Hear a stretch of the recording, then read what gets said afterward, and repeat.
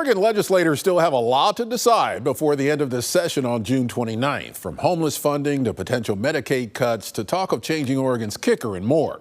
Oregon Senate President Rob Wagner is here to update this 83rd legislative session with just 4 weeks to go. Senator Wagner is a Democrat from Lake Oswego, and welcome back to Eye on Northwest Politics. Thank you, Ken. It's wonderful being with you. Well, let's talk about something that just happened this week. A key education subcommittee looking at $11.36 billion for education funding. That's about 10% more than where we are currently. Some school districts still say, including Portland, that that's still not enough. So where do you think the state school fund will ultimately end up? Yeah, I think we're pretty confident that this is the great number. We've made some really significant progress in terms of the state investment in education over the last few years. We passed the Student Success Act, which puts targeted resources in districts across the state. And we're really proud of the number. I think moving an 11-4 budget forward this next week is going to provide most school districts across the entire state with sufficient resources to be able to operate. It's a tough budget environment right now, and we're trying to balance the interests of housing and human services and corrections and everything else. But this really is a good number. It's a big increase from where we've been. And I know that there are real challenges. I was a school board member for many years, so I know that there are real challenges at the ground level, but we're proud of the partnership that we have at the state level with our local districts and the funding that we provide them.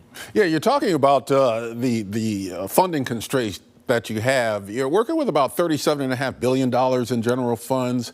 That's about $750 million less than forecast in February, about $2 billion less than the governor's proposal. So what do you think is going to suffer when you're trying to divvy up this money? Yeah, the Constitution of the state of Oregon is really clear. We have to balance our budget every 2 years. So we have available resources and we come into the legislature. Then depending on what the state economist gives us as a forecast, that's how we determine how much money we have to spend on all programs. That's supports for seniors and houselessness and kids and public safety and everything else that we're asked to do. So I think there are real challenges. The May revenue forecast, which we use to determine the 2-year budget, is down, which means that we have to have some real hard conversations. The real key is we're trying to hold on to strategic investments that we have in key program areas. You mentioned education. We're trying to do the same thing with human services, supports for seniors, and public safety as well. Oregon Attorney General Dan Rayfield scored a federal court victory in the U.S. Court of International Trade against President Trump's tariffs. The administration, of course, has already appealed this, so the status quo remains.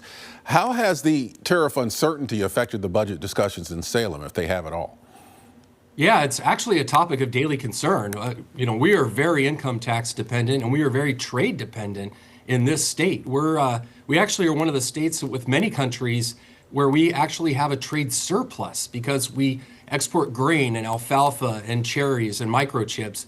So we are very, very exposed as it relates to tariffs and the cost that means on people producing goods, selling them on a world market, and then also what we're importing.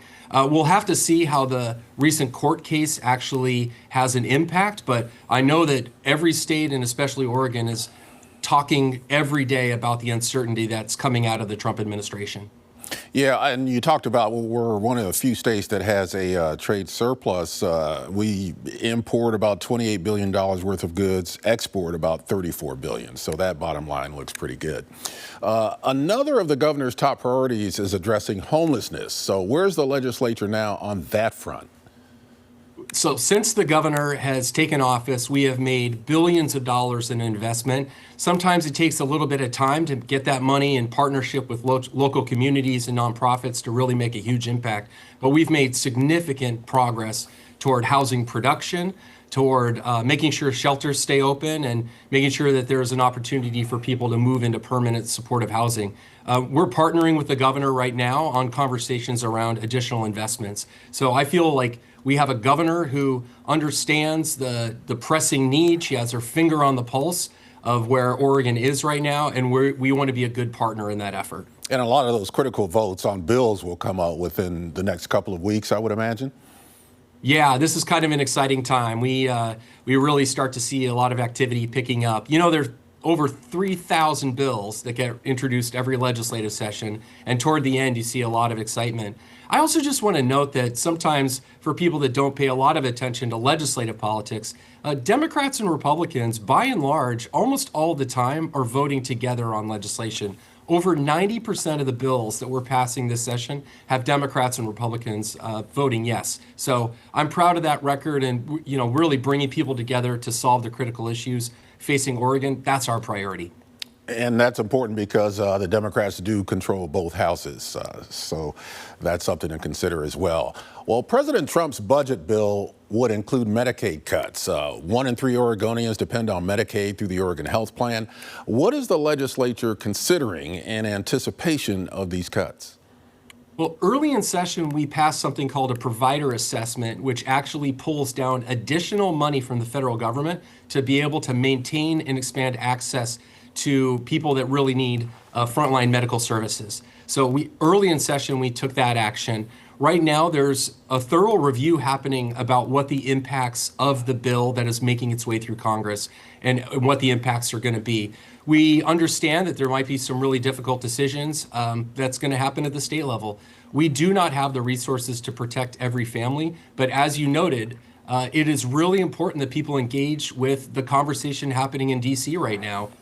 The people that are on the Oregon Health Plan, which is our Medicaid program in Oregon, are disproportionately in rural areas right now, too. And just remember, over 50% of children in the state of Oregon are dependent on the Oregon Health Plan to be able to see a doctor.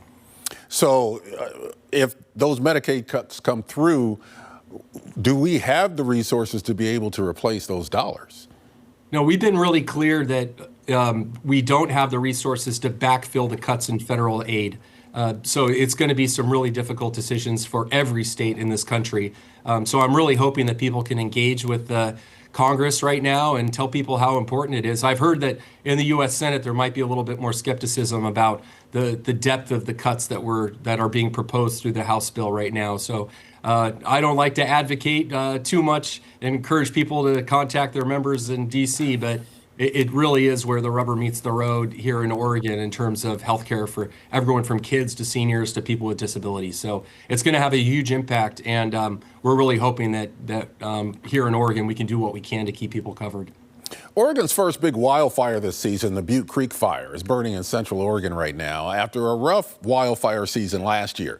Now, Governor Kotek is advocating using kicker money to battle wildfires. Here's what she said about that last week. The only conversation that I'm entertaining, the only conversation I'm hearing about, is to use a portion of that money on a one-time basis to fund wildfire suppression and mitigation. Now, is there any appetite in the legislature to use that taxpayer money for wildfires or any other purpose, the kicker money? Well, we do know that because of climate change and what we've seen across the entire west of the United States, that we have hotter, drier summers and wildfires getting more and more real. And it doesn't take much to realize that no matter where you are in the state, you're breathing smoke, and in some of our rural communities, our houses are threatened. So it's a real crisis right now. And we are working on trying to find opportunities for additional revenue to put into suppression, but also to get upstream in terms of mitigation. I do think, since you directly asked the question, the kicker is something that I think there's a lot of people that are interested in talking about. I think it would need to be highly focused and means tested so that lower income, middle income families are protected. But at the same time, being able to address wildfire is a critical need for Oregon. And I think we need solutions on the table for us to be able to talk about. Senator Wagner, there's so much more we can talk about, but we've got less than a minute now. I want to talk about transportation. We got a massive backlog of transportation needs in the state, even as we look at funding for the Interstate Bridge and the Rose Quarter Expansion Project. Where are we now on the transportation package, and will we be able to backfill some of these needs? Yeah, I think it's less about backfill and more about going forward. We know that after 100 years that being dependent on gas tax revenue for the State Highway Trust Fund isn't a stable source of revenue. So the proposal that's being forwarded that moves us to road use charge, that looks at making sure that roads and bridges and central maintenance is the core component of what we're doing, but also looking at climate and making sure that there are transit opportunities for people to be able to make their way to work and to be able to pick their kids up. So I think there's going to be a good bill that we're going to be able to advance this session that is going to provide some additional stability to ODOT and meet the basic functions around roads and bridges and what people are expecting us to do. Yes, and it sounds like we will be paying some more fees even at the DMV to help pay for some of this.